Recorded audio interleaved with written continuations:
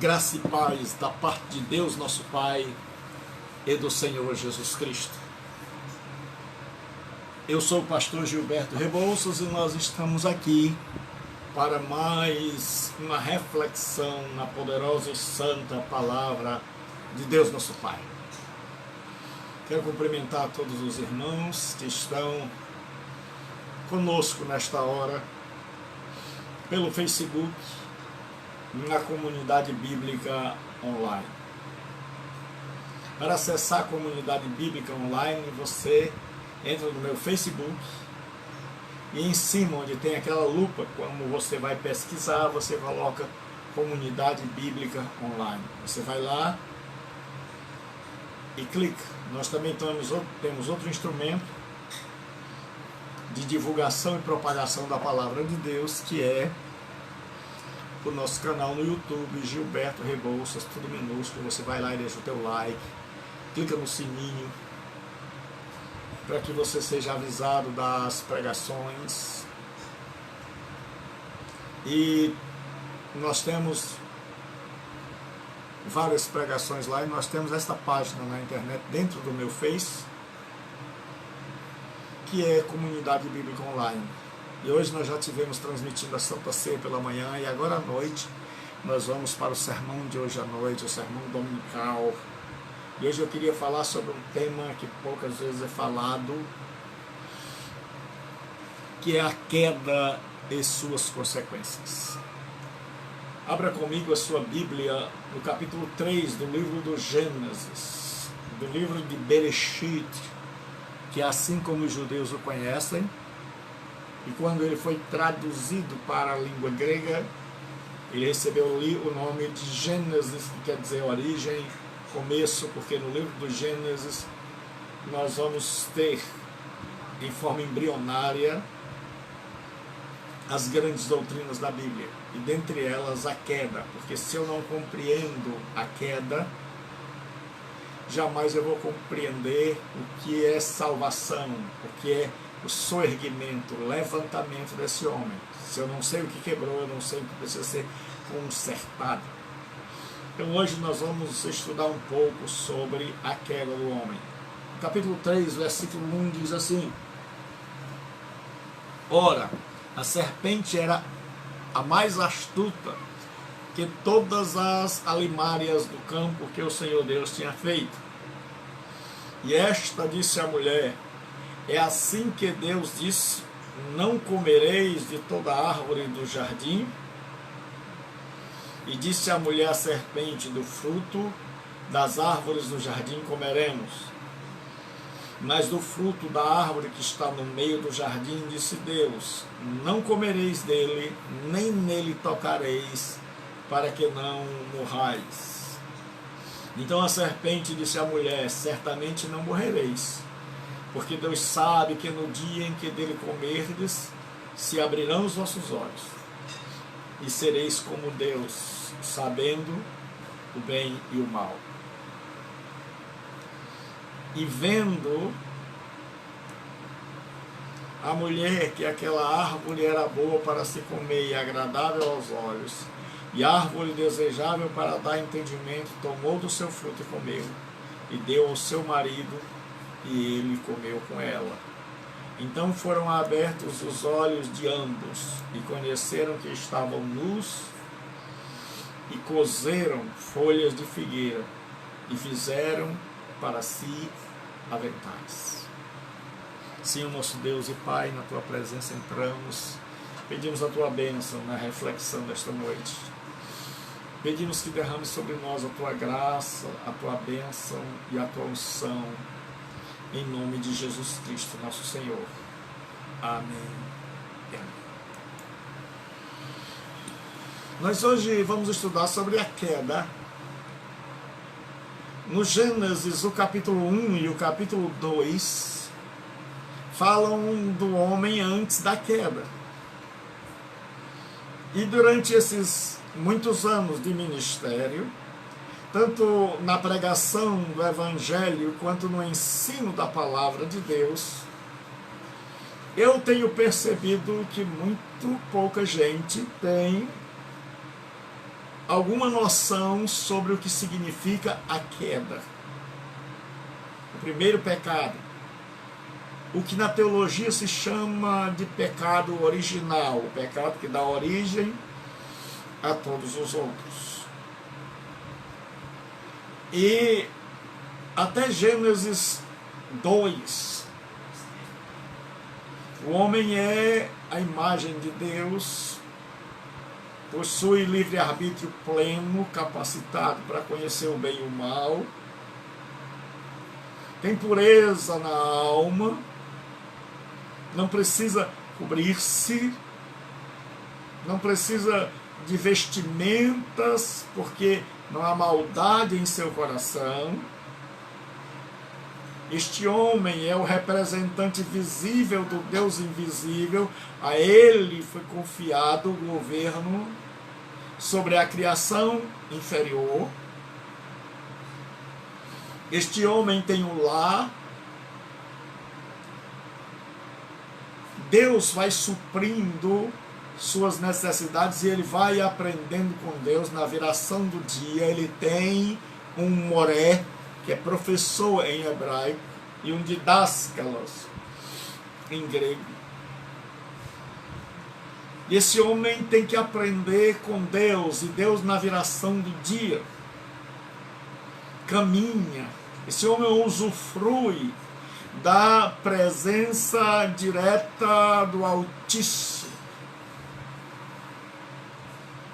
Mas no capítulo 3 vai acontecer algo que vai se tornar referencial na Bíblia, que vai mudar a história, que é o que na teologia nós chamamos de pecado original, e é assim chamado porque é o pecado que dá origem a todos os outros. E nós chamamos de queda, e hoje nós vamos falar sobre a queda e suas consequências. Este homem, a imagem de Deus, esse homem que ele não era um meninão, esse homem que era um ser que sabia discernir entre o certo e o errado, porque Deus deu a ele um mandamento, e disse: de toda árvore do jardim podereis comer livremente, mas da árvore do conhecimento do bem e do mal não comereis, porque no dia que dele comerdes morrereis. Então o homem era um ser moral, capaz de discernir o certo do errado, capaz de fazer escolhas livres. E esse ser humano agora, ele vai ser submetido a um teste. Ele vai passar pela tentação para que ele mostre se ele continua com Deus, dependendo de Deus, e ele quer aprender com Deus, ou se ele deseja voltar-se para si, para o ego. Quando eu falar em ego aqui, ego é a palavra grega para eu, para o eu. É daí onde vem a palavra egoísmo. Egoísmo é pensar apenas no eu, e egocentrismo é o eu no centro. Eu tenho que ser a razão da existência das pessoas, todos devem viver para mim, todos devem olhar para mim, todos devem me cumprimentar e eu devo ser reverenciado por todos. Isso é egocentrismo, é o meu ego no centro. Se alguém tirar o meu ego do centro, então eu fico chateado, eu, ser humano. Então esse ser humano criado, maravilhoso, agora ele vai passar pela tentação. E a tentação é um processo. Quando o tentador ele utiliza um instrumento que é a serpente, porque o texto do Gênesis é um texto que tem três coisas. Alguns ditos teólogos liberais, eles dizem que o Gênesis não existiu, o Gênesis de 1 a 11, que é um mito, é uma espécie de parábola. Os teólogos conservadores dizem não, é algo que aconteceu no tempo e no espaço, é algo histórico. E eu concordo com eles, porque Jesus vai dizer que a tentação e a queda foi um evento histórico. Mas só que no texto do Gênesis nós temos poesia. Se você pegar os textos do Gênesis, você vai ver que o judeu tinha o hábito de escrever em forma poética. Se você pegar no primeiro dia, nós temos a luz. Lá no quarto dia nós temos os luminares. E aí nós temos o que a gente chama no hebraico de estrutura concêntrica. Então o Gênesis tem poesia. O Gênesis tem teologia. O Gênesis fala do Deus criador, do Deus preservador, do Deus juiz, do Deus mantenedor. Mas o Gênesis também é história. E não dá para dissociar isso aí. Os de extrema esquerda acham que é apenas uma alegoria. Os de extrema direita acham que é apenas teologia. E nós vamos ver que tem as três coisas. E nós vamos ver o processo da tentação partindo do pressuposto que a tentação, como diz Jesus e os outros autores, que é algo histórico que aconteceu no tempo e no espaço. A primeira coisa, quando o tentador chega para Eva, é que o tentador deseja saber como Eva interpretou a proibição divina. E diz assim: ora, a serpente era mais astuta que todas as alimárias, todos os animais do campo que o Senhor Deus tinha feito. E esta disse à mulher. É assim que Deus diz? Preste atenção que ela quer saber como a mulher interpreta o mandamento de Deus. Tem muita gente que não liga para questões doutrinárias. Nós temos um monte de gente que não liga para questões de interpretação, que acha que pode viver no eu acho que, eu li um versículo aqui, eu vou ler um versículo ali antes de dormir, por desencargo de consciência. Mas a Bíblia é a revelação que Deus faz de si mesmo a nós. É Deus se apresentando a mim. É Deus se apresentando a você. E o diabo quer saber qual é a interpretação de Eva, porque ele está preocupado. Não é se você tem uma Bíblia na sala. Não é se você carrega uma Bíblia. Mas é como você a interpreta. É como você vê o Deus que nela se revela. Porque nós não somos estudantes da Bíblia, nós somos estudantes do Deus que se revela na Bíblia. Quem é estudante da Bíblia fica discutindo coisas sem importância, secundárias. Quem estuda a Bíblia, Jesus disse: examinai as Escrituras, porque vós julgais ter nelas a vida eterna. Para os líderes religiosos dos dias de Jesus, a Bíblia era um fim. Mas a Bíblia não é um fim, é um meio. O fim é Deus, Pai, Filho e Espírito Santo. Esse Deus que se revela na Bíblia. Nós não somos estudantes de Bíblia, nós lemos a Bíblia para encontrar esse Deus maravilhoso que aprove a Ele revelar-se a mim e a você nas páginas da Bíblia. E aí o diabo diz, é assim que Deus disse? Ele sabia o que Deus tinha dito, mas ele queria saber como Eva interpretava. Porque a minha interpretação e a sua vai fazer toda a diferença. Se nós conseguimos compreender que Deus é maravilhoso, que Deus sabe o que faz, se nós compreendemos que Deus é onipotente, onisciente, mas Ele é amoroso, Ele é justo, se nós conhecermos esse Deus da Bíblia,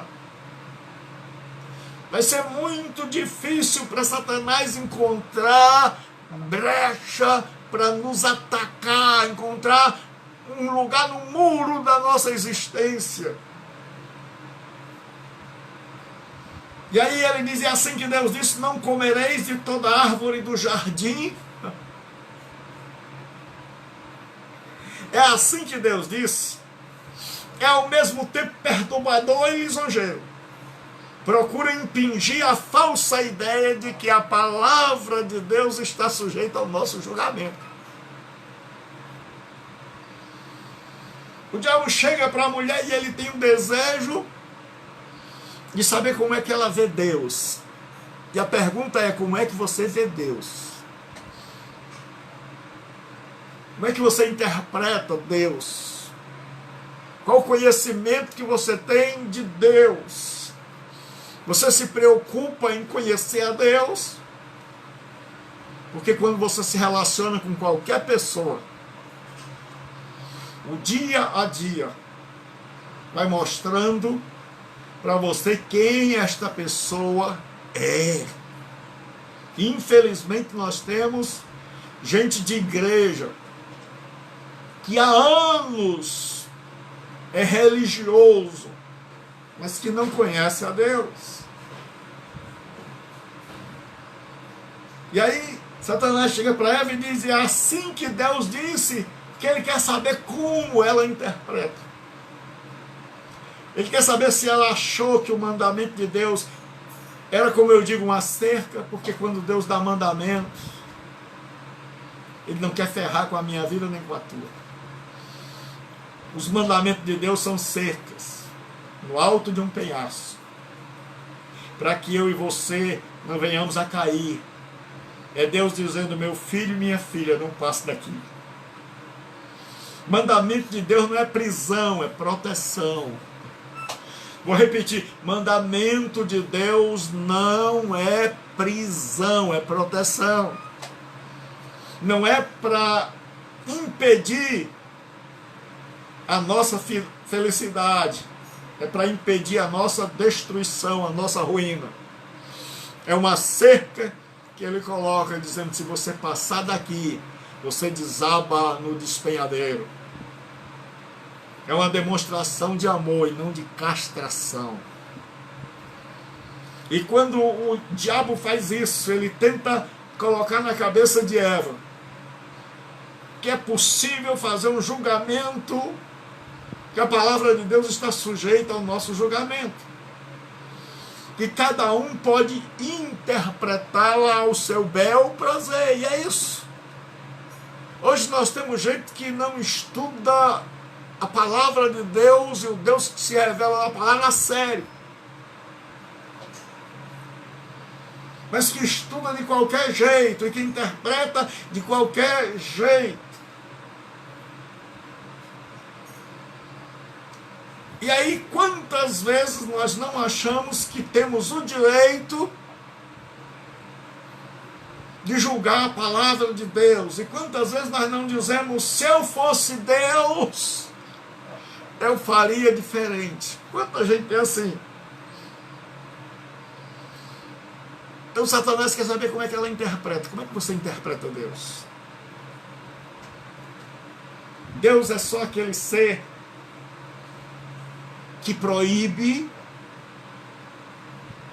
Deus é só aquele ser que quer acabar com a nossa felicidade, como diz o poeta, tudo que eu gosto é imoral, é ilegal, é engorda. Ou será que você interpreta Deus como um bonachão, um ser que só passa a mão na cabeça, só abençoa, que existe para satisfazer as nossas necessidades? Ou você interpreta que Deus quer e Deus busca não a minha felicidade nem a sua, mas a glória dele? Tudo o que Deus faz, o faz para a sua glória. Porque quando Deus é glorificado, eu sou feliz. Porque você já imaginou se Deus fosse fazer a felicidade de todo mundo? Porque se você olhar, a felicidade de uma fulana depende da desgraça do casamento da outra. Porque o emprego bom de um depende da queda do outro. Porque a casa de um é a casa que era do outro. Se Deus fosse buscar a felicidade, ele estava sempre fazendo um feliz e o outro infeliz. Então Deus busca a sua glória, e quem busca a glória de Deus é feliz. Porque só em Deus nós encontramos felicidade. E aí agora, como é que nós interpretamos a Deus? Deus está no comando? Você acredita que mesmo não entendendo a vida, porque eu digo que a vida não foi feita para ser entendida, mas crida, se você tentar entender a vida vai ficar maluco. Mas se você crê que tem alguém na história, que comanda a história, que tem a história nas mãos, que tem alguém que não quer que essa pandemia passe só para a gente voltar para o pecado com avidez, só para as pessoas correrem desenfreadamente para o lucro, mas que essa pandemia passe com homens e mulheres têm caráter, que foram transformados em seu interior, em seu caráter. Homens e mulheres que se achegaram a Deus, que pegaram esse tempo para conhecer esse Deus, para interpretar corretamente, para estudar com afinco a revelação desse Deus. Então nós vamos sair diferente. Caso contrário, não vai adiantar nada parar, nós vamos continuar do mesmo jeito. Satanás dá ênfase à limitação, mas silencia a respeito da generosa permissão. Respondeu-lhe a mulher: do fruto das árvores do jardim podemos comer, mas do fruto da árvore que está no meio do jardim, disse Deus, dele não comereis nem tocareis nele, para que não morrais. Veja que Satanás ele não diz para ela assim: Deus é tão bom, criou um lar para você, criou rios com água cristalina, deu a você um bom marido, supre todas as suas necessidades. Não, ele simplesmente diz: é assim que Deus disse, não comereis. Ele dá ênfase à limitação, e é assim que ele age até hoje. Ele tenta colocar na nossa cabeça simplesmente aquilo que Deus proíbe. E nunca diz todas as bênçãos que Deus nos dá. E nem o porquê das proibições. Como eu já disse, são cercas para nos proteger, e não para nos prender. Vou repetir, os mandamentos e a palavra de Deus é uma cerca que nos protege e não que nos prende. Mas Satanás dá ênfase à limitação. Ele diz, não pode comer desse fruto. Mas ele não disse que tinha milhares de outros frutos que ela podia comer. Ele não chega para ela dizendo assim, olha, tem milhares. Mas ele dá ênfase na limitação e silencia a respeito da generosa permissão. E aí Eva vai responder. Da árvore que está no meio do jardim, disse Deus, não comereis, nem nela tocareis, para que não morrais. E aí Eva faz 4 coisas que nós jamais devemos fazer. Primeiro, ela acrescentou a palavra de Deus. Ela colocou o que não tinha. E nós evangélicos temos a mania de acrescentar, de inventar os nossos textos que você passa a vida toda procurando na Bíblia e nunca acha. Eva acrescentou, mas do fruto da árvore que está no meio do jardim, disse Deus, não comereis dele. Até aqui está tudo certo. Aí ela diz assim, nem nele tocareis. Deus não falou isso. Ela acrescentou a palavra de Deus. E a palavra de Deus é perfeita em si.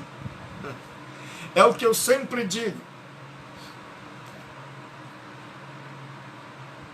Tem gente que diz que a palavra de Deus se renova a cada manhã. Não é correto.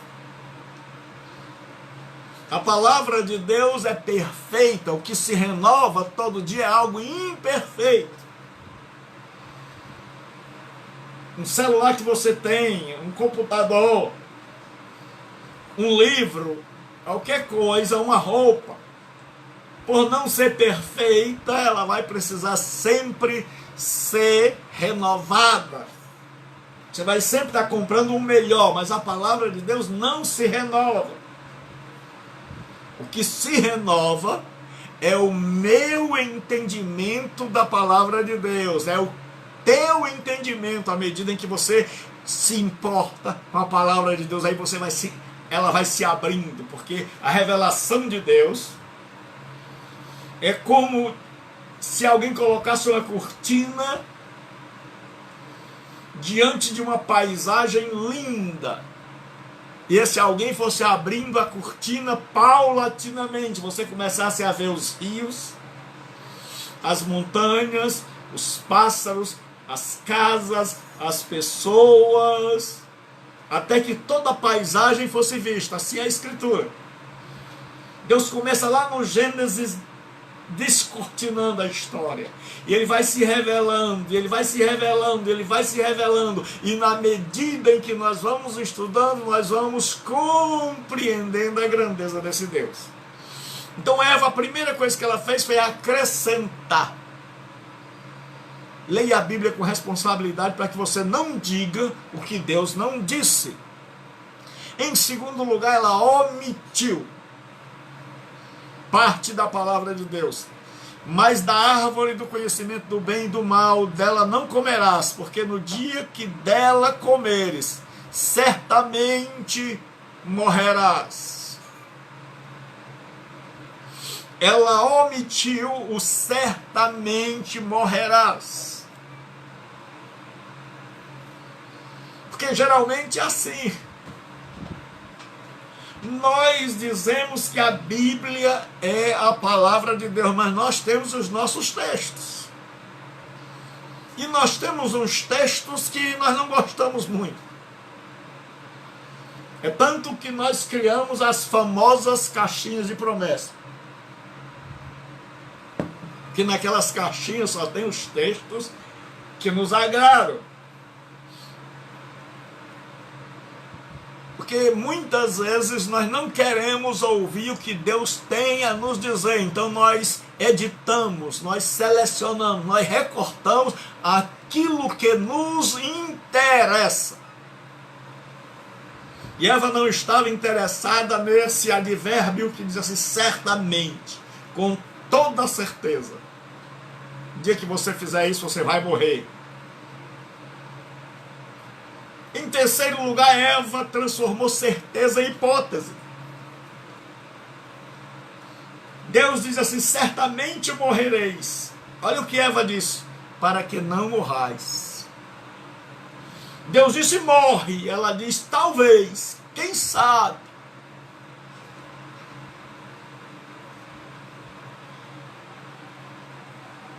E muitas vezes é assim: nós ouvimos Deus falar conosco e nós dizemos: talvez, quem sabe. Eu acho que.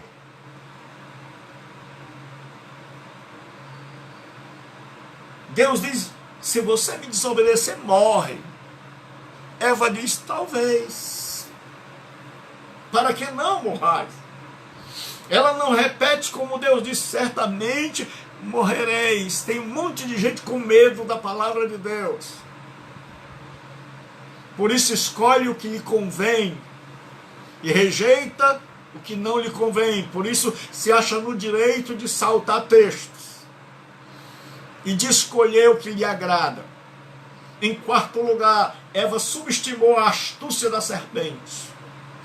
Nós temos duas alas. Uma ala que hipervaloriza o diabo e bota o diabo na TV e deixa até que ele doutrine a igreja, pergunta a ele o que ele gosta e o que ele não gosta. E muita gente faz o que ele diz. Se ele diz que gosta de calça comprida, as pessoas não usam porque ele não gosta. Mas o doutrinador da igreja não é o diabo, é o pastor, é Deus. Ela subestimou e disse assim: ora, a serpente era mais astuta que todas as alimárias. Essa é uma tradução muito difícil. De todos os animais do campo que o Senhor Deus tinha feito. E essa disse a mulher, assim que Deus disse: não comereis. Eva. Então nós temos aquele lado que hipervaloriza e aquele lado que age como se o diabo não existisse. E uma das maiores armas do diabo é agir no anonimato, é deixar com que as pessoas imaginem que ele é um personagem do folclore mundial. Que ele não existe, mas infelizmente ele existe. Nós nem devemos hipervalorizar e estar com medo de tudo, mas também não podemos subestimar. Porque Deus diz que era o mais astuto, o mais esperto. E ela subestimou. Nunca subestime. Leve sua vida cristã a sério.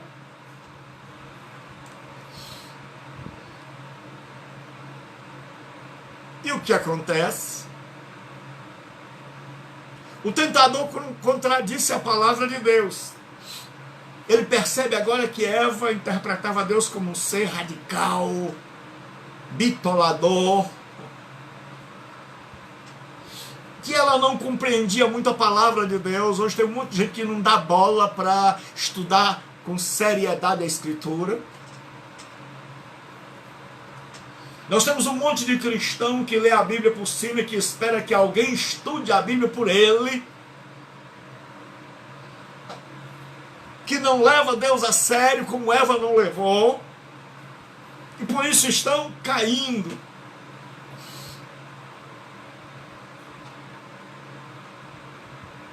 E aí agora o inimigo, o diabo, vendo que Eva tinha entendido errado e tinha interpretado errado, que a interpretação dela era errada,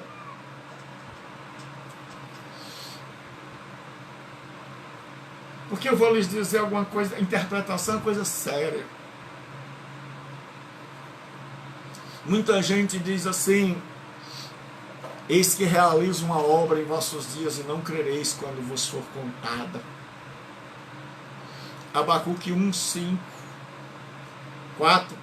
e ele não lê o contexto que Deus diz assim: eis que eu suscito os caldeus, uma nação feroz que marcha sobre a largura da terra, e que o que Deus vai realizar é trazer os babilônios para destruir Israel. E tem um monte de gente que, por falta de uma leitura adequada da Bíblia, por escolher, picotar e recortar textos, nem sabe que ali, quando Deus diz realiza uma obra em vossos dias, é trazer Nabucodonosor e a Babilônia para no ano 586 levar Israel. Outros pegam aquele texto de se levantar e andai, porque não será aqui o vosso descanso, é porque Israel tinha entrado na terra com Josué e imaginava que estava no descanso, e Deus vai trazer agora Nabucodonosor e a Babilônia por causa do pecado daquele povo, e vai levá-los, e Deus diz: levantai e andai, já que vocês não me obedeceram, vocês não vão poder permanecer no descanso, vocês vão lá para a fogueira da Babilônia. E eu poderia citar um monte de texto nos livros de Jó. As pessoas dizem: diante de Cristo até a tristeza salta de prazer, e eles tiram isso de Jó 41, 19, que diz: no seu pescoço pousa a força, e diante dele até a tristeza salta de prazer. Mas se você for para o versículo de número 1, você vai perceber que Deus está falando do Leviatã e não de Jesus Cristo. E o Leviatã era um crocodilo, e o meu Senhor não é crocodilo. Mas nós não nos importamos quando a Bíblia Sagrada diz: posso todas as coisas naquele que me fortalece. Não significa que nós podemos pecar. Significa, no contexto, Paulo está dizendo: aprendi a viver com muito, aprendi a viver com pouco. Aprendi a viver nos momentos de bênção e nos momentos de infortúnio. E aí ele diz: nestas coisas eu posso tudo, naquele que me fortalece. Então o tentador agora contradiz a Eva, contradiz a palavra de Deus. Ele diz assim: então a serpente disse à mulher: certamente não morrereis. Deus disse: morre. O diabo disse: não morre.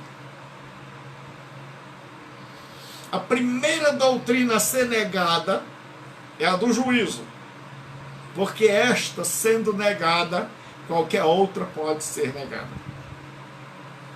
Vamos dizer de novo: a primeira doutrina a ser negada é a do juízo, porque quando o diabo consegue inculcar que Deus não julga, que Deus não pune, que nós podemos andar do jeito que nós bem quisermos e fazer o que nós bem quisermos, que Deus não pune, porque ele diz: não morrerá. Quando ele consegue negar a doutrina do juízo, ele consegue com que a pessoa negue qualquer outra. Nega o nascimento virginal de Cristo, nega a divindade de Jesus, que Jesus é Deus, nega a historicidade de Jesus Cristo. Tem um monte dizendo que Jesus é um personagem inventado pela igreja, mas o Jesus da história não é aquele. Porque quando você nega que Deus é juiz e exerce juízo sobre os desobedientes, você nega qualquer outra doutrina. E Satanás está dizendo: não morrereis.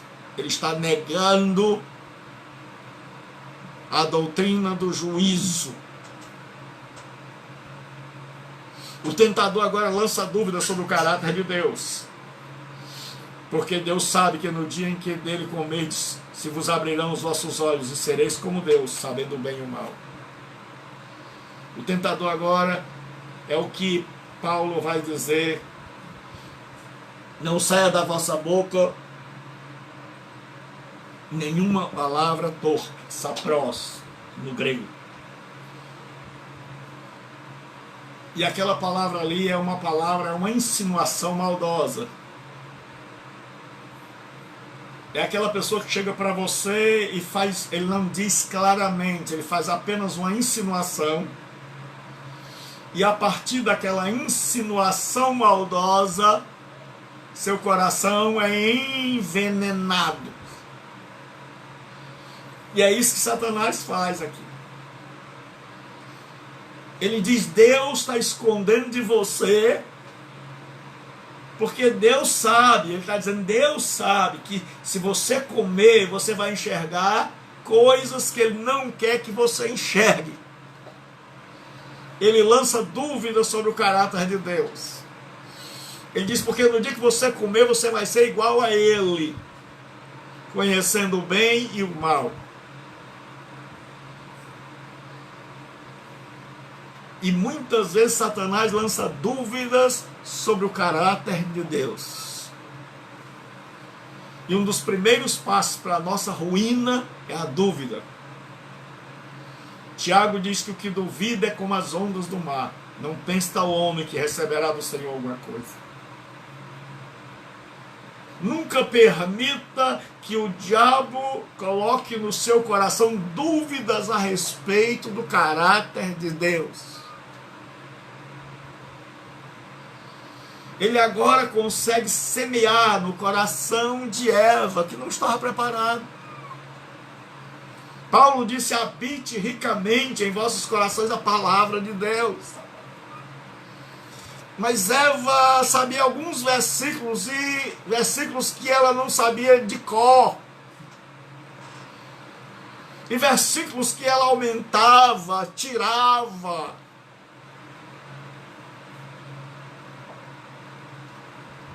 Que ela não tinha certeza se era assim, que nunca se interessou em saber como era, então ela citava seu bel prazer, e aí ela aumentava, ela cortava, ela misturava verdade com mentira, com acréscimo, e é o que nós vemos em muita gente de igreja.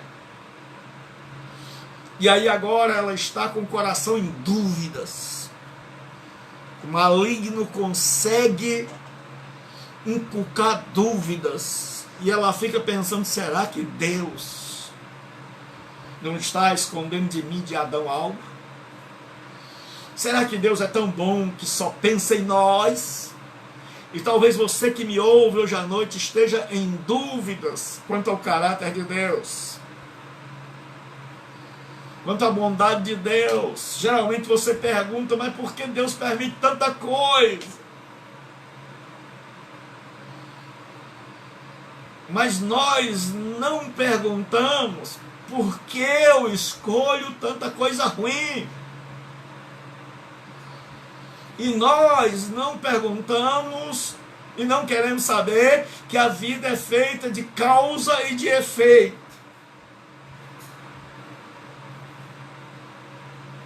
E que nós vamos, como diz a Escritura, o que o homem plantar, isso ele vai colher. Porque a raça humana quer viver no sexo desenfreado, mas não quer ter criança abandonada, mas não quer ter doença DST, doença sexualmente transmissível, porque querem viver na busca desenfreada pelo dinheiro e querem tempo para gastar. Porque querem esquecer de Deus e socorrer para Deus na hora que a coisa aperta. E aí Deus é o culpado. Nós passamos a vida inteira comendo tudo que não presta, fumando, bebendo, perdendo noite de sono. E aí nós adoecemos e ainda vamos para a igreja para Deus curar. Gastamos o dinheiro que não temos com coisas que não precisamos e depois vamos para Deus para Ele nos dar prosperidade. E aí Deus é que é ruim. Então Satanás agora lança dúvidas sobre o caráter de Deus. Eu quero lhe dizer uma coisa, quando ele consegue, porque dúvida é o contrário da fé. É possível andar com Deus todos os dias e mesmo assim não confiar nele. Eva andou com Deus, aprendeu de Deus, mas não confiou em Deus. É possível você ser gente de igreja, ser filho de cristão, mas nem assim consegue andar com Deus. Aí a queda. A queda ocorreu antes no interior. Muita gente pensa que a queda ocorreu quando Eva comeu, mas a queda ocorreu quando ela desejou comer. Porque tem muita gente que acha que o problema do pecado seria resolvido se as pessoas fechassem os prostíbulos, se as pessoas acabassem com as drogas, se a pessoa tirasse o dinheiro, inventasse alguma coisa que pudesse substituir e a gente não andar com dinheiro. Se não houvesse sexo anormal, sexo pervertido. Mas digamos, hipoteticamente, que Deus prendesse todos os ladrões, tirasse de circulação todas as prostitutas e prostitutos, fechasse todos os bordéis, acabasse com todo tipo de vício, o homem continuaria pecando, porque ele continuaria com o desejo de adulterar, continuaria com o desejo de se prostituir, continuaria com o desejo de usar droga, continuaria com o desejo de encher a cara, continuaria com o desejo de passar a perna no outro. E não fazia porque não tinha. Um dia um homem chegou para mim, eu estava pregando, e ele disse: seu Deus é poderoso, pastor. Eu disse: é. E ele me disse: então por que seu Deus não acaba com o diabo? Eu disse: por tua causa. E ele disse: como assim? Eu disse: porque se só tiver Deus, você fica com Deus por falta de opção. Só tem Deus, é Ele. Mas Deus deixa o diabo existir, não é porque Deus não tenha poder, é para que eu e você possamos fazer a escolha a quem nós queremos servir.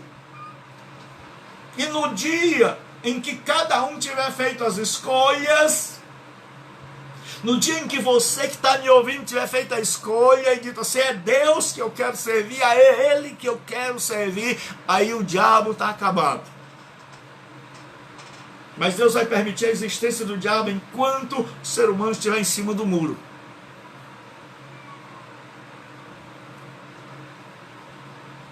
Deus não quer ninguém do lado dele à força, por falta de opção.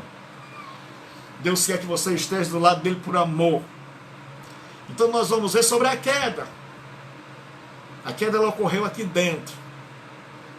Pecado é algo que é uma enfermidade da alma, que apresenta sintomas. Esses sintomas é roubo, adultério, prostituição, lascívia, idolatria. Todo esse tipo de coisa é sintoma de que a alma do ser humano está enferma.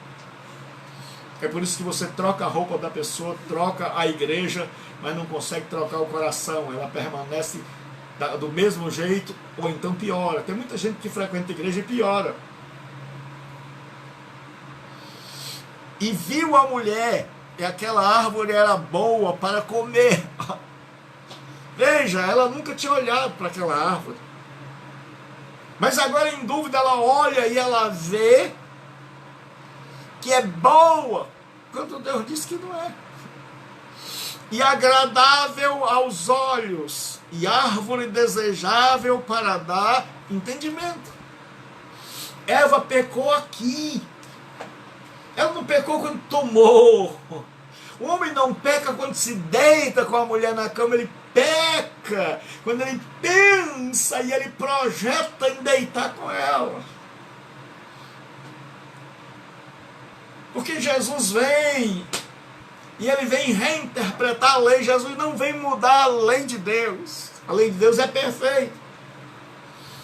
Mas os rabinos haviam interpretado a lei e eles diziam o seguinte: o adultério só é adultério quando você deita. Você pode cobiçar, você pode olhar, você pode desejar, você pode planejar, arquitetar, mas não é. Deitando, aí Jesus chega e Jesus diz que a lei é muito mais profunda. E ele diz que todo aquele que olhar para uma mulher cobiçando-a em seu coração já cometeu pecado com ela, já adulterou.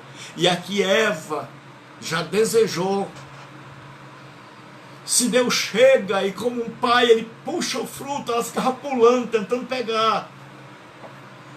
Porque ela já está desejando o proibido.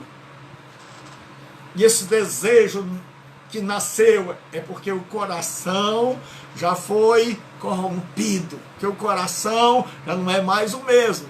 E porque o coração não é mais o mesmo, ela estende a mão e toma o que Deus diz para não tomar. E faz o que Deus disse para não fazer. Porque o coração dela já não está mais em sintonia com o de Deus.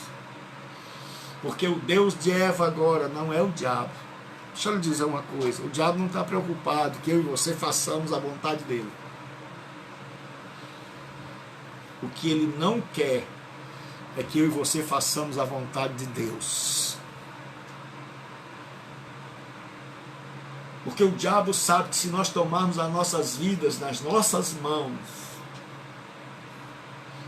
nós vamos fazer bobagem. Nós vamos nos conduzir por um caminho errado. E aí quando a mulher viu, e aqui no coração ela começou a desejar. Presta atenção, não estou falando daqueles maus pensamentos que assolam a minha mente e a sua, que é fruto da maldade que há no mundo, que os nossos olhos veem, os nossos ouvidos ouvem. Eu estou falando desse coração adoecido, contaminado pelo pecado, que planeja, que arquiteta, que vê e sabe que ali é mal, que ali é proibido, mas que deseja.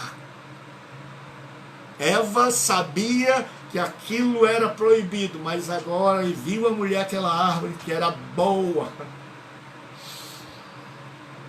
Meu irmão, quando Deus diz que é ruim, e nós dizemos que é bom.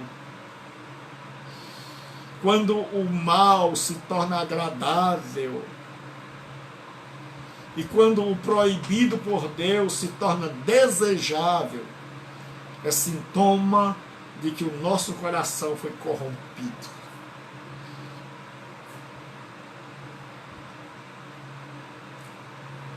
O exemplo do pecado apressa-se a se expressar em ato, pois Eva deu ouvidos a uma criatura em lugar do Criador. Seguiu suas impressões pessoais contra as instruções recebidas e estabeleceu para sua meta a autorrealização. O sonho de Eva agora era a busca da felicidade. É o que todo mundo quer. Você pergunta para a pessoa: o que você sonha? Ser feliz.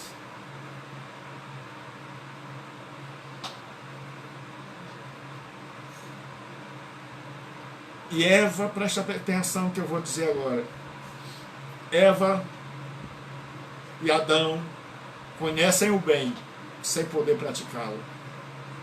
Conhecem o mal sem poder evitá-lo. Vou repetir.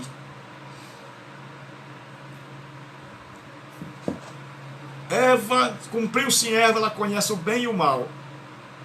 Mas ela conhece o bem sem poder praticar. Conhece o mal sem poder evitá-lo. Agora Adão e Eva sabem o que é o bem, mas o bem é algo distante. bem é algo que, como Paulo diz, o bem que eu quero, esse não faço, o mal que eu não quero, esse eu faço. Paulo está dizendo, olha, eu conheço o bem, mas eu faço o mal. Tanta gente que me ouve, que está me ouvindo agora, você que está aí. Quantas vezes você quer fazer o bem, mas você não consegue. Você sabe que é o bem, mas você não consegue. Você queria ser outra pessoa, mas você não consegue. Mas o que você não queria, você acaba fazendo. Você não tem poder para evitar. Você jura que não vai fazer e acaba quebrando seu juramento. Todo dia quebra. Porque ele conhece o bem sem poder praticá-lo. Conhece o mal sem poder evitá-lo. E aí, a Bíblia diz que Eva tomou e comeu. Esses dois verbos, tomar e comer, vão passar toda o Antigo Testamento como sinal da quebra, do fracasso. Mas aí Jesus Cristo desce, se faz homem.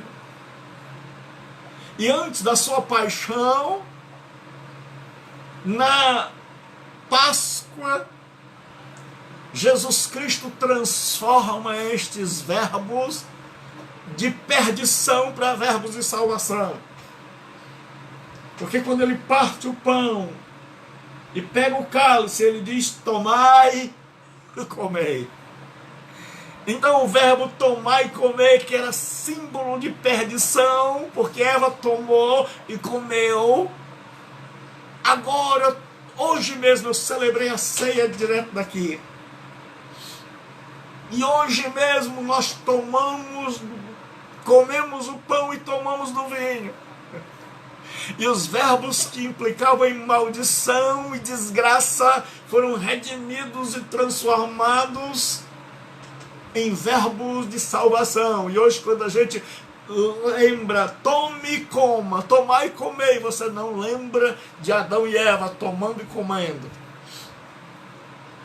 Você lembra da Santa Ceia, porque Jesus veio para desfazer a queda.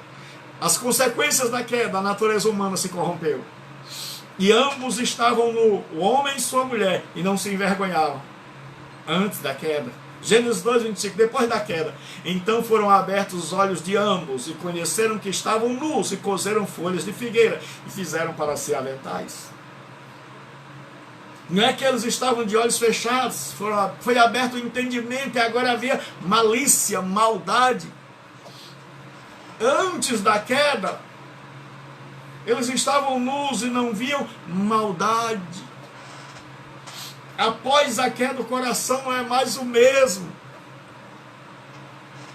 Ele agora vê maldade, ele vai se cumprir, porque ele está com vergonha. E aí tem um sentimento de culpa. E ouvindo a voz do Senhor Deus, que passeava no jardim pela viração do dia, esconderam-se Adão e sua mulher da presença do Senhor entre as árvores do jardim. E chamou o Senhor Deus a Adão e disse, onde estás? E ele disse, ouvi a tua voz soar no jardim, temi, porque estava nu e escondi. Veja que agora o homem se sente culpado.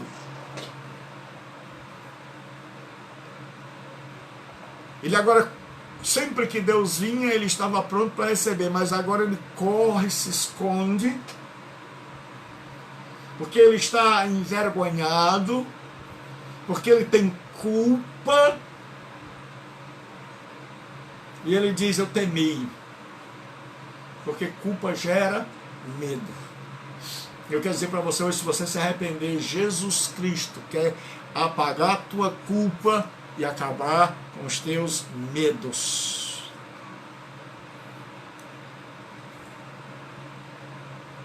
E aí Deus diz, agora vai haver a corrupção e a culpa. O homem é um ser que tem uma natureza corrompida e é culpado. E viu a mulher que aquela árvore era boa para se comer e agradável aos olhos e desejável para dar entendimento. Isso é corrupção. significa que a alma, as entranhas do homem já não são mais as mesmas da criação. Que Adão e Eva não são mais do jeito que foram criados por Deus, mas que seu coração agora foi infectado, seu coração foi atingido pelo pecado, e o pecado entrou neles, e o pecado agora passa a habitar dentro deles. E porque o pecado está dentro, diz assim, e tomou do seu fruto e comeu, e deu ao seu marido, e ele se associou com ela, e ambos disseram não a Deus e sim a si mesmo. Porque queda é você estar com Deus e agora está sem Deus. É você ter um coração purificado e agora ter um coração maculado. O homem de hoje, a mulher de hoje, não é o homem segundo Deus criou. É um homem que tem as entranhas, que todos os seus pensamentos estão corrompidos, que faz atos de bondade, mas que todos os seus atos estão maculados pelo mal, porque ele é enfermo na alma e ele precisa nascer de novo, ele precisa de uma obra do Espírito Santo, que vá dentro da alma, que nenhuma religião pode fazer. E a Bíblia diz, ele comer. Agora, como eles estão corrompidos por dentro, comer, degustar, sentir o sabor, é normal. Porque sabe por que nós fazemos o que não presta? Porque nós somos corrompidos por dentro.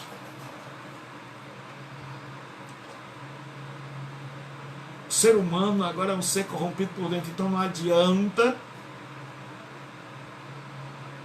tentar impor ao homem um monte de regra e dizer, ó, se você cumprir essas regras aqui da nossa igreja, você vai conseguir vencer o mal.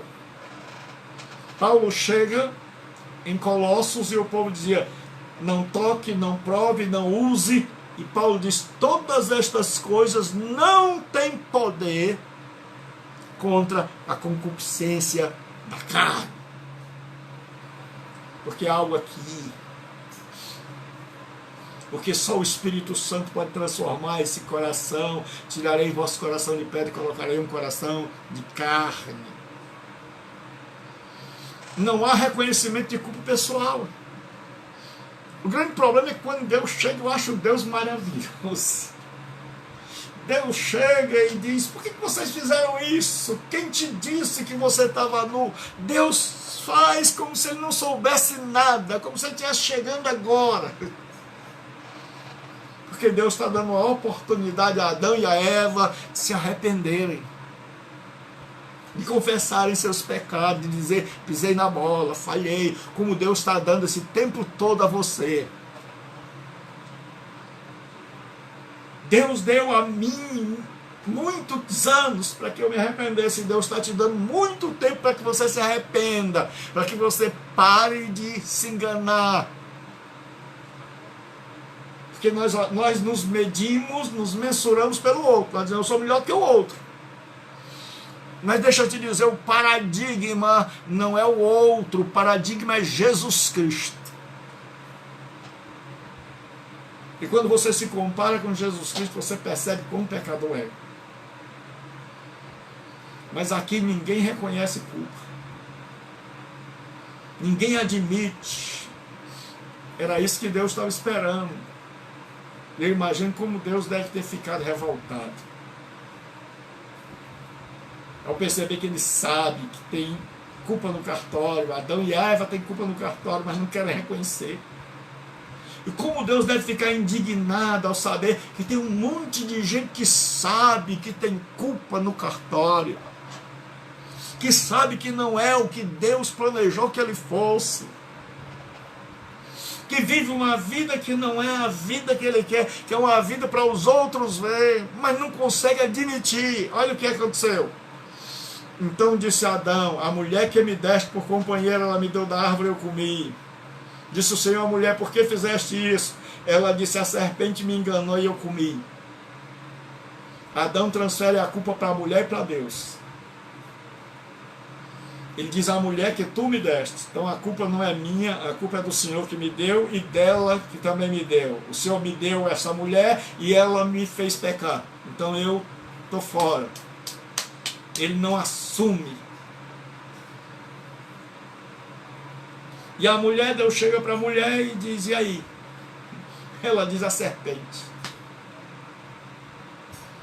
E a serpente, como não tem quem botar a culpa, fica calado.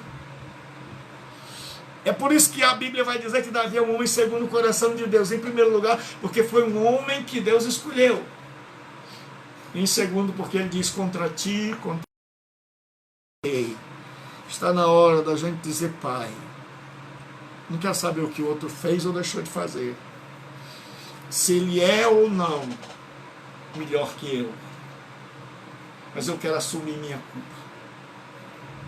Porque o que Deus esperava era que Adão chegasse e dissesse, Pai, pequei. Fiz o que o Senhor disse para não fazer, estou arrependido. Mas não há reconhecimento de culpa. Uma vez eu ouvi uma frase que ficou no meu coração. Eu estava assistindo um programa, o Big Brother, que tem muita gente que critica. Eu acho sem graça. Acho que tem mais coisas para a gente fazer que edificam. Mas um dia eu estava assistindo e nesse dia era um dia após uma festa. E após essa festa ele entrou ao vivo e as pessoas se alegraram, pularam e ele disse, eita pessoal, todo mundo na festa, ontem aconteceu de tudo. Eles disseram, é verdade, Bial, aconteceu tudo. Nós fizemos de tudo. Ele disse, aí não tem pecado. Eles disseram não. E o Bial disse uma coisa que eu nunca esqueci. Ele disse, mas onde não tem pecado, também não tem perdão. Todos eles murcharam. Deus não espera que eu e você passemos a vida sem pecar, porque Ele sabe que isso é impossível. Mas Deus espera que eu reconheça que sou pecador, que me arrependa, que creia em Jesus Cristo e nele confie e peça de Deus o perdão. Ao invés de transferir, Davi podia muito bem dizer, Pai, eu estou aqui, a mulher de Urias veio tomar banho ali, ela é muito bonita, a carne é fraca, mas não. Ele diz, contra ti somente pequei. Ele assumiu a culpa e está na hora da gente deixar de olhar para o outro e olhar para nós e dizer, Pai, nós não prestamos. Porque tudo que a sua mãe disse de você, ela estava redondamente enganada. Porque eu e você, se formos jogados no mato, o mato devolve. Porque quando você se acha bom, é sinal que você nunca leu a Escritura. E aí agora veja a diferença entre o primeiro casal e Davi. O primeiro casal não assume. Davi diz, pequei contra ti pequei.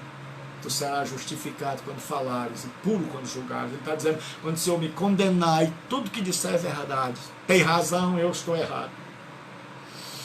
Agora vem o juízo sobre os transgressores, sobre a serpente. Deus diz, então o Senhor Deus disse à serpente, porquanto fizesse isto, maldita serás, mais que todas as feras, mais que todos os animais do campo, sobre o teu ventre andarás, e pó comerás todos os dias da tua vida.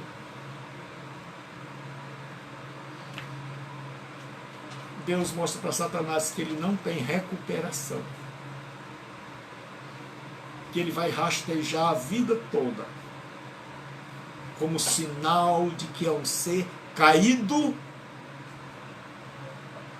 e sem possibilidade de se erguer.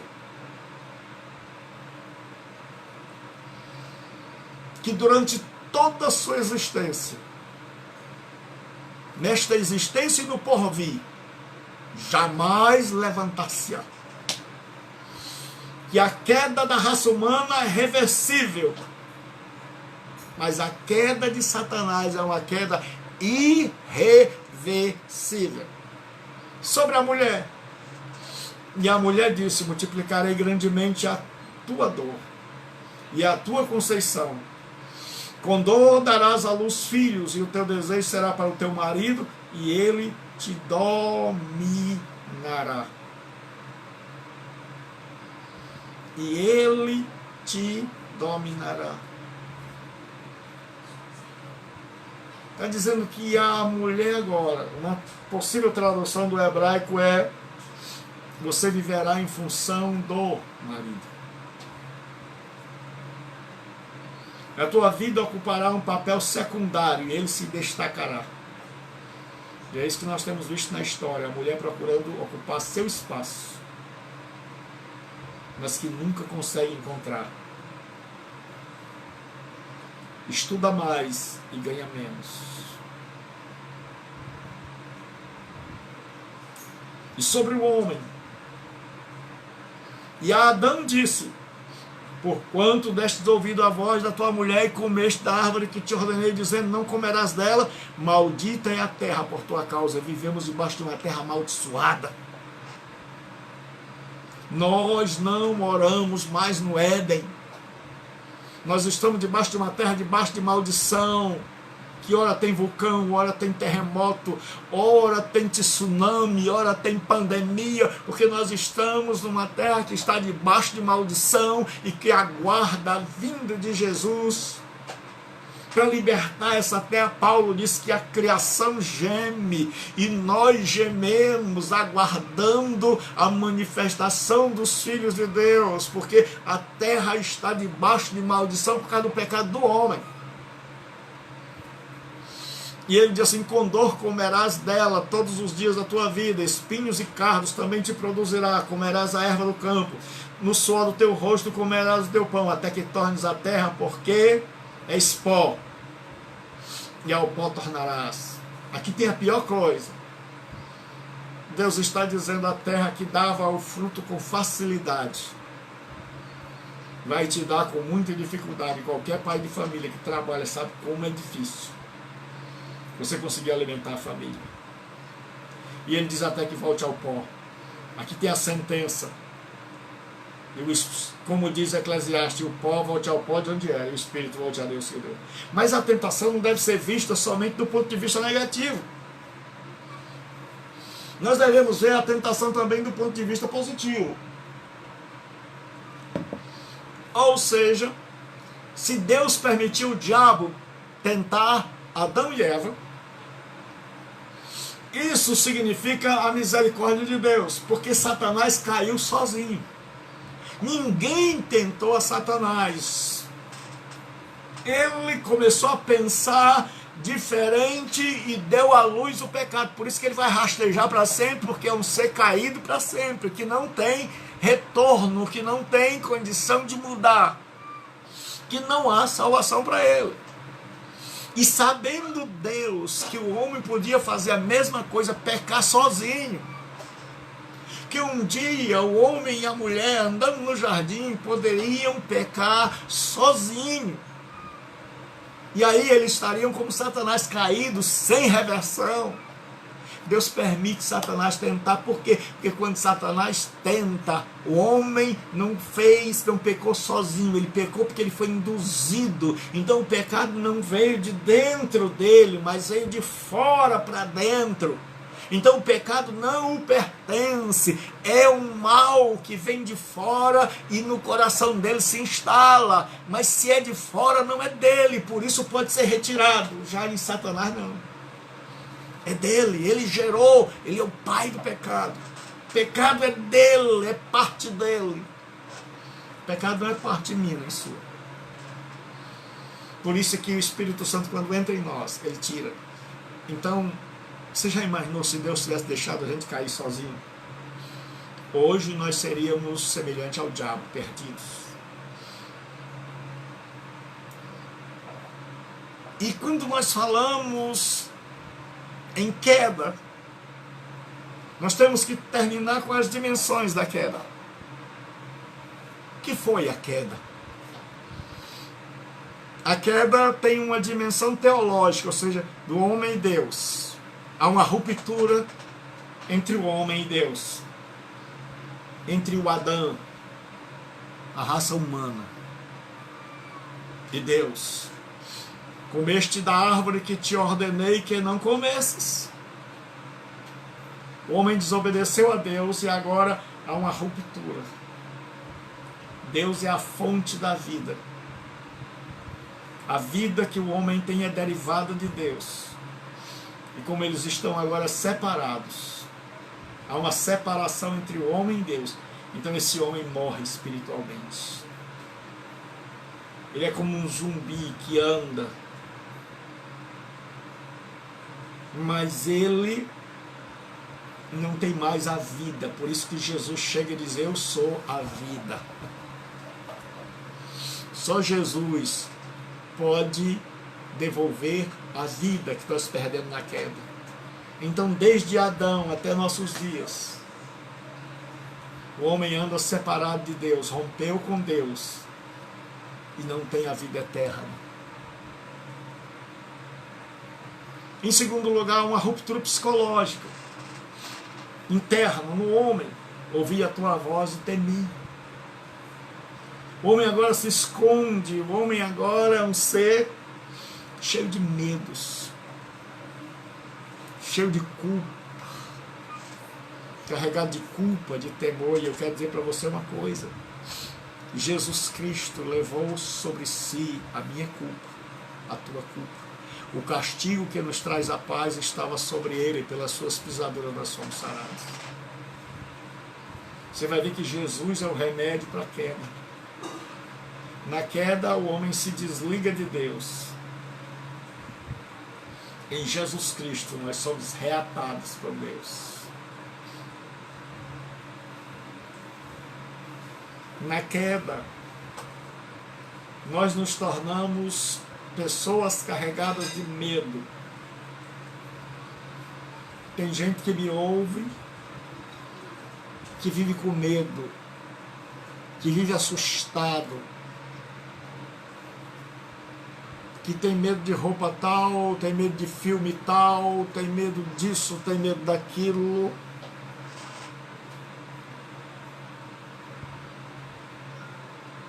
Porque o homem passou a ser um ser culpado. Mas quando Jesus Cristo vem e você se arrepende dos seus pecados e nele deposita a sua fé, porque no cristianismo, presta atenção no que eu vou dizer, cristianismo é deixar de crer em você. Porque crer em você é o que a gente chama de fé na fé. Você tem fé no que você faz. Você tem fé no que a sua religião diz. E esta fé não salva. A fé salvadora é a fé em Jesus Cristo, no que Ele é e no que Ele fez por mim. Então, a verdadeira fé é deixar de crer em mim. É dizer: eu não presto, eu não sirvo, eu sou limitado, eu estou cheio de fragilidade, eu sou vulnerável, eu jamais conseguirei agradar a Deus do jeito que Deus quer, mas, entretanto, contudo, todavia, há um que agradou no meu lugar, que obedece no meu lugar, que morreu no meu lugar, porque o castigo que nos traz a paz estava sobre ele, pelas suas pisaduras nós somos sarados. E aí nós deixamos de crer em nós, de olhar para nós e olhamos para ele e passamos a confiar nele. E quando nós chegarmos no céu e o Pai perguntar: por que você acha que merece entrar aqui? Você vai dizer: por causa de Jesus Cristo. Como diz o Asaf Borba: quando terminar esta vida e lá no céu eu chegar, haverá uma multidão esperando para me abraçar e perguntarão a uma voz: ó, conta para nós como é que você venceu e chegou aqui. E falarei e cantarei do amor de Jesus Aí ele vai dizer na estrofe: foi graça, irmão, foi graça, irmão, foi graça, superabundante graça, foi só pela graça de Jesus que eu pensei, cheguei aqui. Deixe de crer em você e passe a crer em quem merece sua fé, porque eu não mereço a sua fé, porque pastor e líder nenhum merece a sua fé, porque o único que merece a minha fé e que eu posso confiar é Jesus Cristo. Então, há muito tempo eu deixei de crer em mim. Há muito tempo eu descobri que se eu for tentar ir para o céu pelo que eu faço ou o que eu deixo de fazer, eu nunca vou chegar lá. Mas eu creio que eu vou pelo que Ele fez. Eu creio que eu vou pelo que Ele é. Eu creio que eu sou filho de Deus, porque Ele me fez filho de Deus, a saber, os que creram no seu nome. Há uma ruptura psicológica.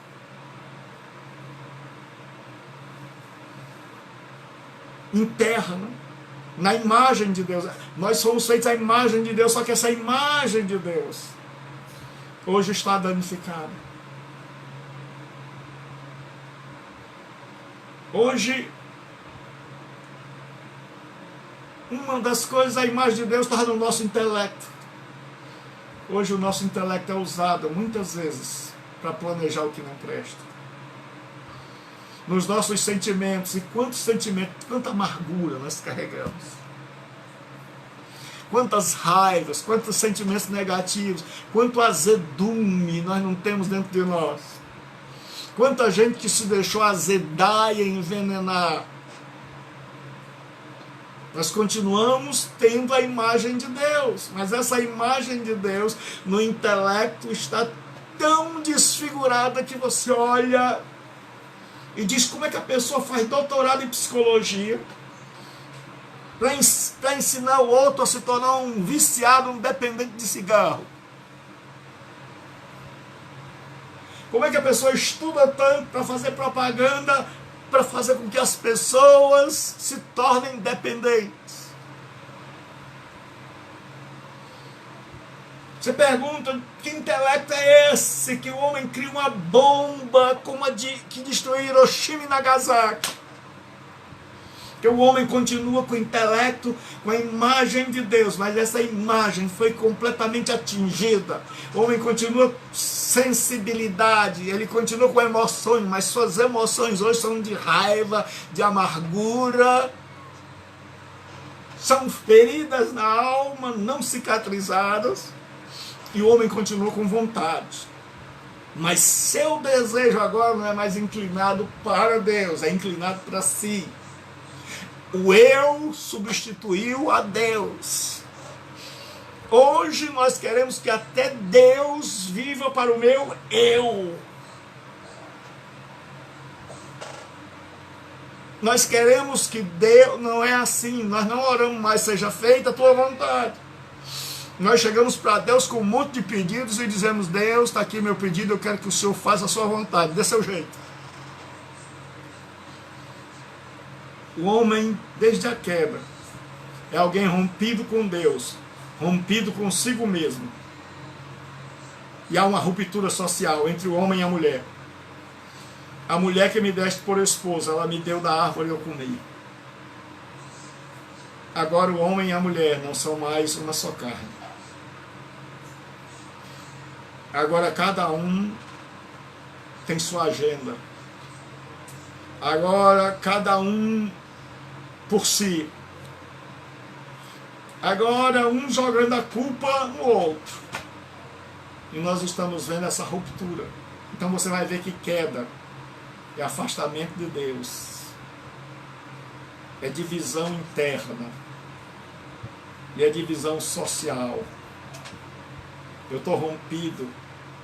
E aí quando Jesus vem, Ele vem para refazer a família.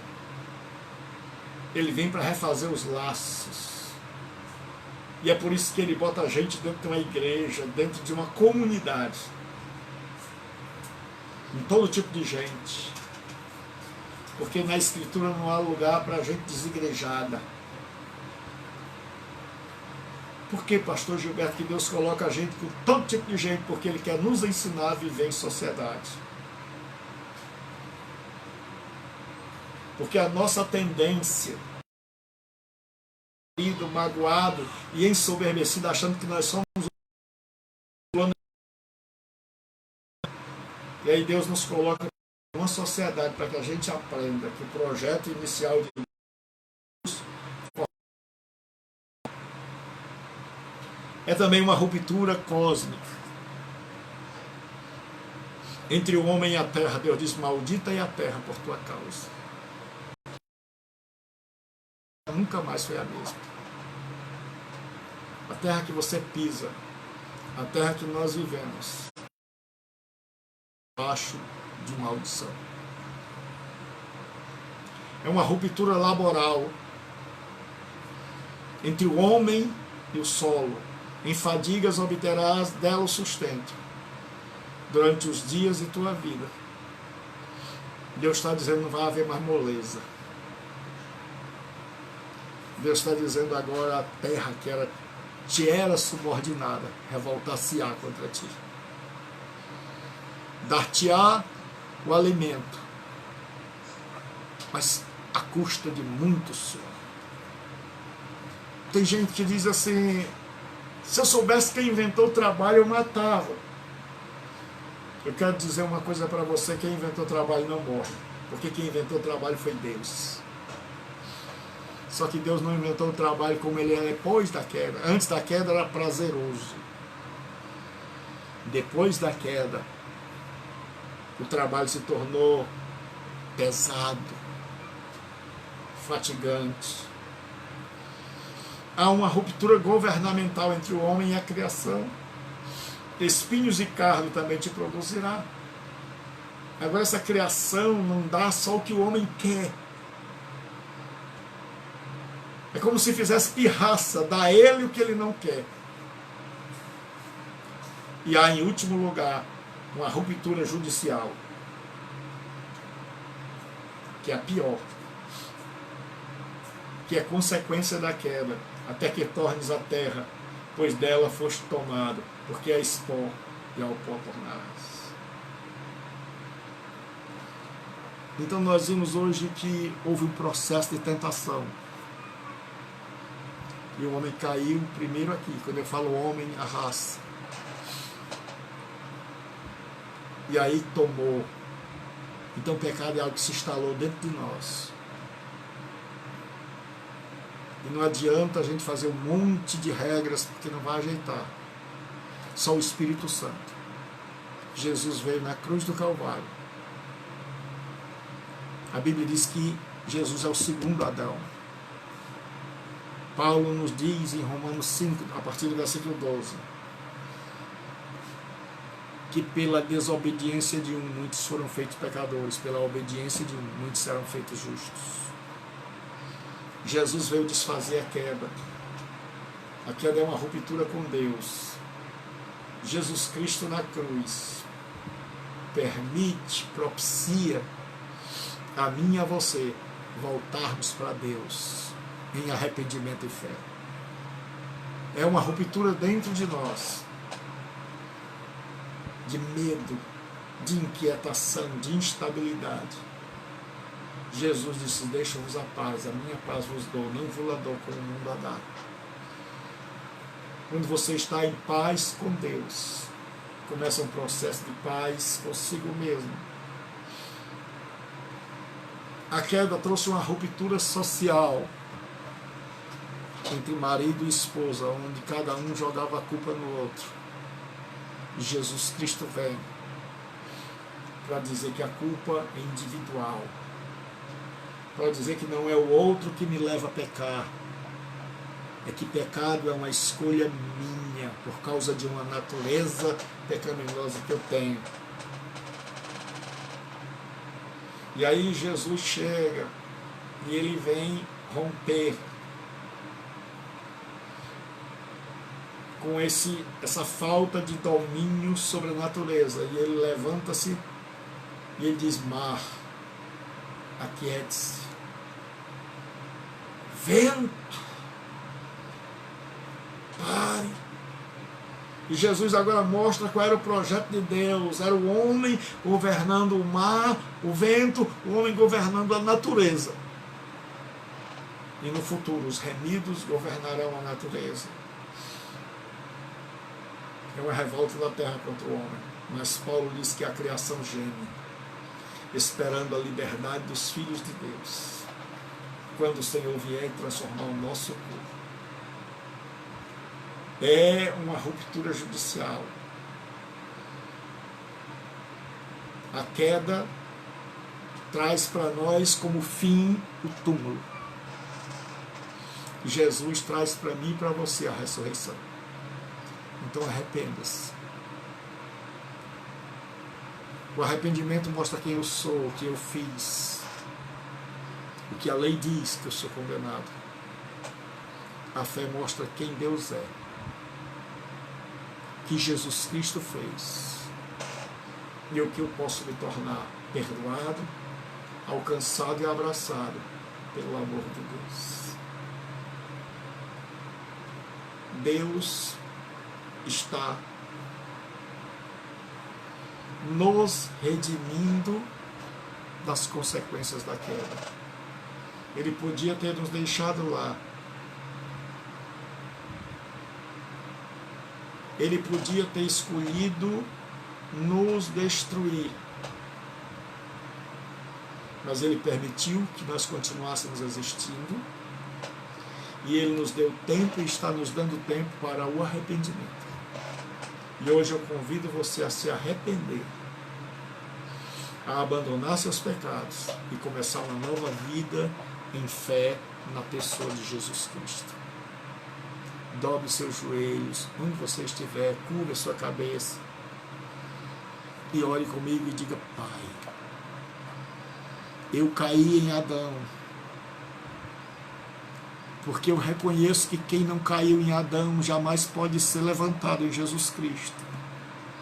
Porque se eu não tenho a culpa de Adão, eu também não posso ter o perdão conquistado na cruz de Jesus. Porque eu estava em Adão, posso estar em Jesus Cristo. E eu te peço nesta noite, eu quero me reconciliar contigo. Eu quero andar contigo. Eu quero que coloques os meus sentimentos no verdadeiro lugar, que a tua paz encha a minha alma.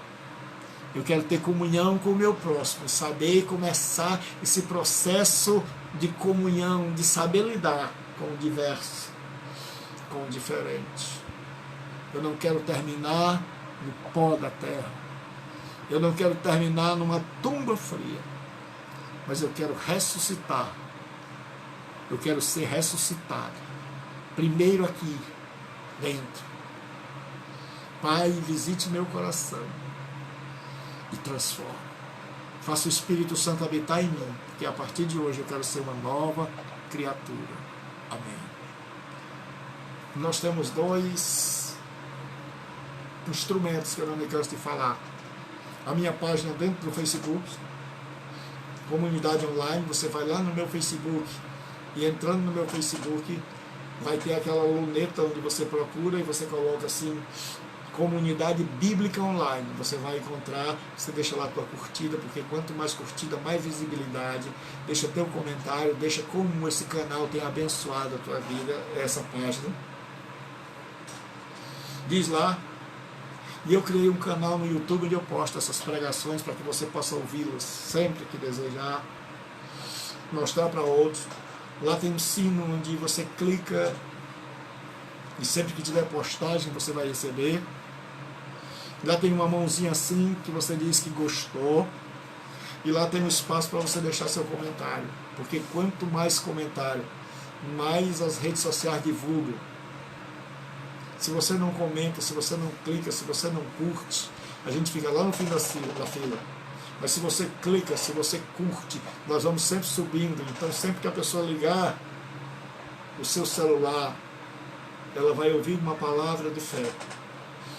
Eu desejo que a sua família e a sua casa sejam abençoados.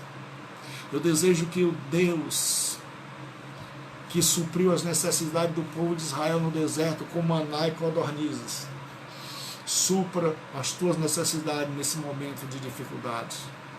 Que o Deus que tirou água da rocha e descedentou o povo de Israel,